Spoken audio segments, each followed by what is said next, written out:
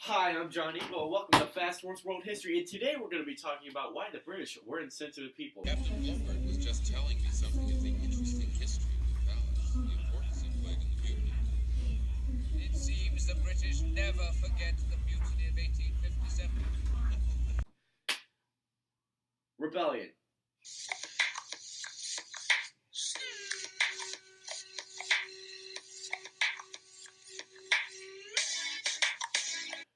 The British East India Company had been asserting their dominance over India for quite some time now.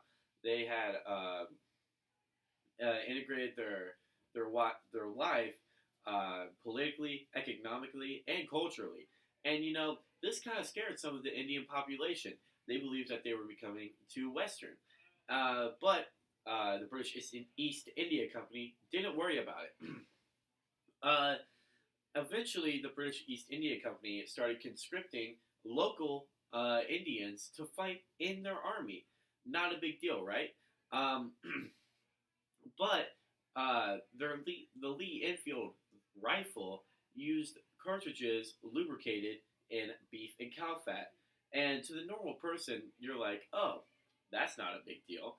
But when your native population fighting for you is Muslim and Hindi, and they're not allowed to eat pork or beef, and the only way you can lubricate the cartridge is by sticking it in your mouth, kind of poses a big problem.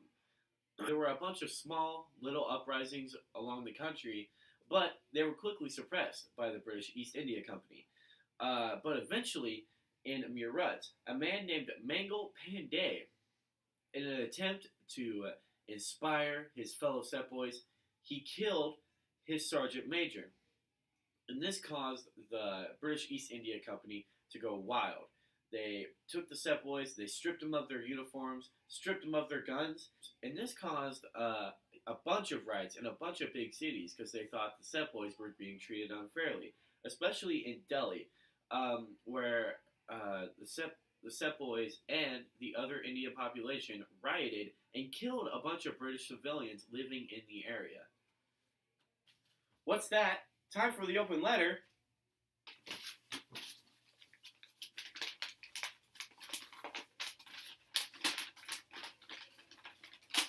A letter published after Delhi in the Bombay Telegraph.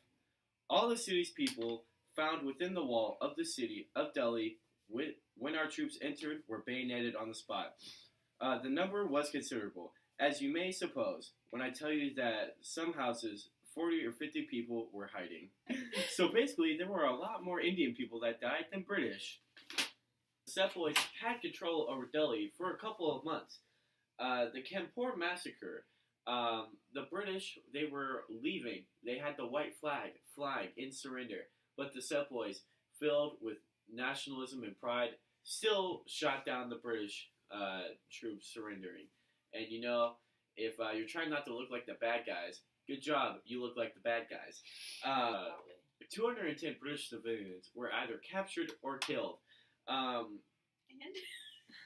man named Nana Sahib, he ordered his Sepoys to kill the British, the captured British. But the Sepoys were tired of looking like the bad guys, so they hired a bunch of butchers to come chop up the captured British, and then they threw their bodies in a well. During the siege of...